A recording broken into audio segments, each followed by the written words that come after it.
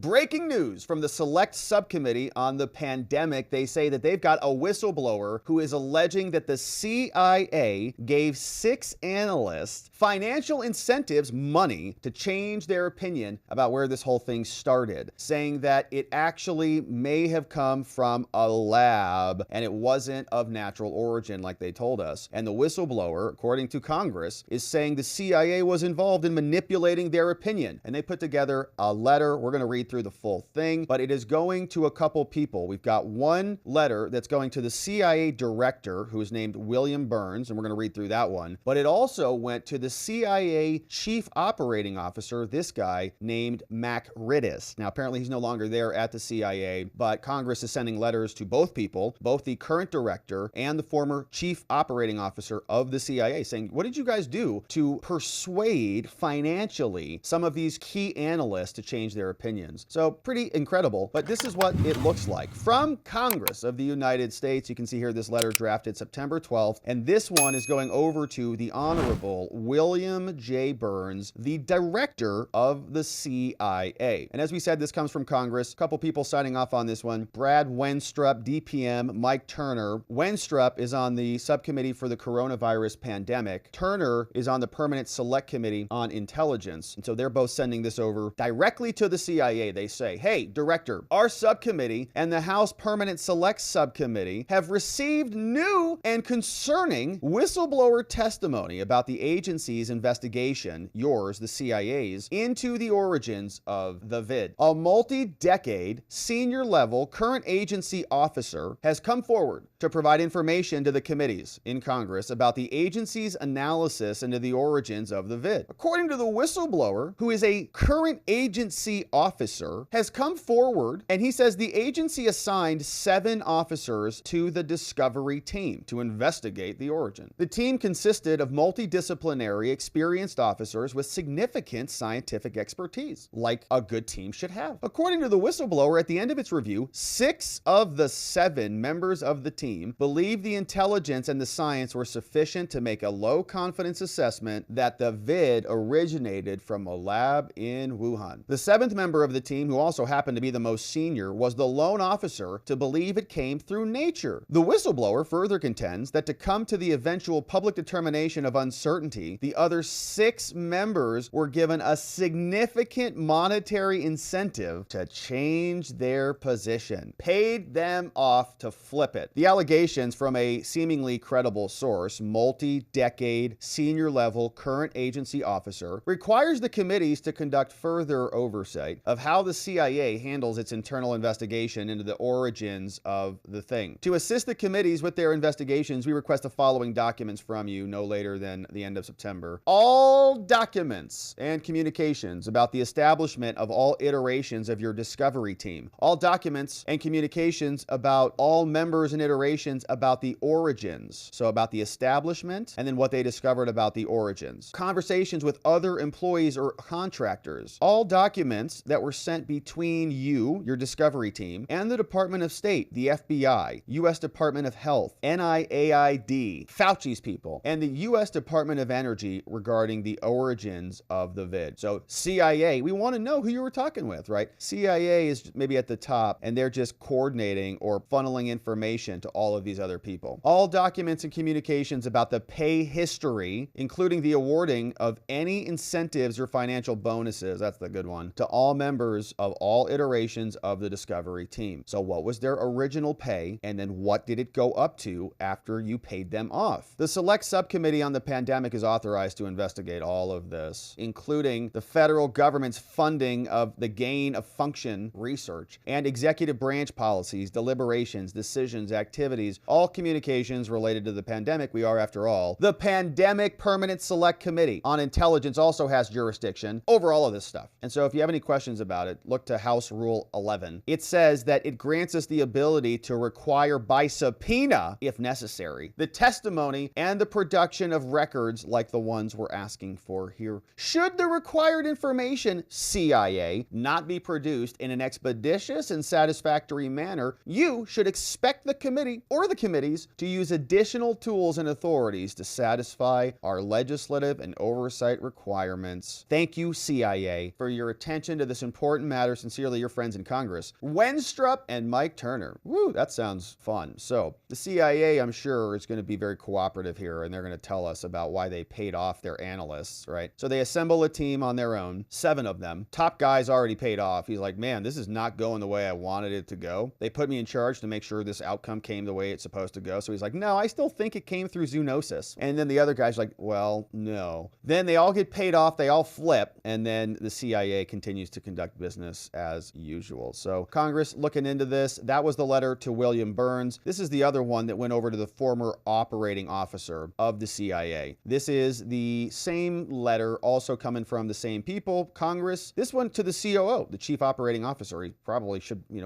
responsible and familiar with the operations at the CIA. They say, hey, Andrew, Makridis, we know you're at the CIA, and a whistleblower said you guys came to this conclusion that you were, quote, unable to determine the origins. Now, the whistleblower says that the discovery team came to that conclusion and that you were instrumental in the creation of this organization. A credible source says that you committed these problems and that now we need to investigate, which is what we're doing. Says, so here, the select subcommittee is authorized to investigate this. We ask that you participate voluntarily with an investigation in a transcribed interview, voluntary participation. And if you don't, be advised, we can require by subpoena and other tools your participation. Thank you for your attention to this important matter, from the same people in Congress over to the CIA. And so we are happy to see some developments on this, because certainly the origin seemed pretty obvious to many of us out here, and many of us were ridiculed and criticized and condemned for even suggesting such a thing. Now we know the CIA may have been paying off their own analysts to come to an alternate conclusion. And the question is, what is the CIA doing that for? Is that in the public interest? Is that something that the American people want the CIA doing? We're trying to get to the bottom of all of this, and our own intelligence agencies are paying off people in corrupt fashion to lie back to the public? It's lunacy. Good news is Congress is digging into it. Shout out to this whistleblower, whoever that guy is or gal, and we'll be looking forward to hearing more from them. Hopefully they continue to come public. We'd like to hear them testify in Congress one day. Time will tell if that happens. We'll continue to cover. Thank you for subscribing as we do.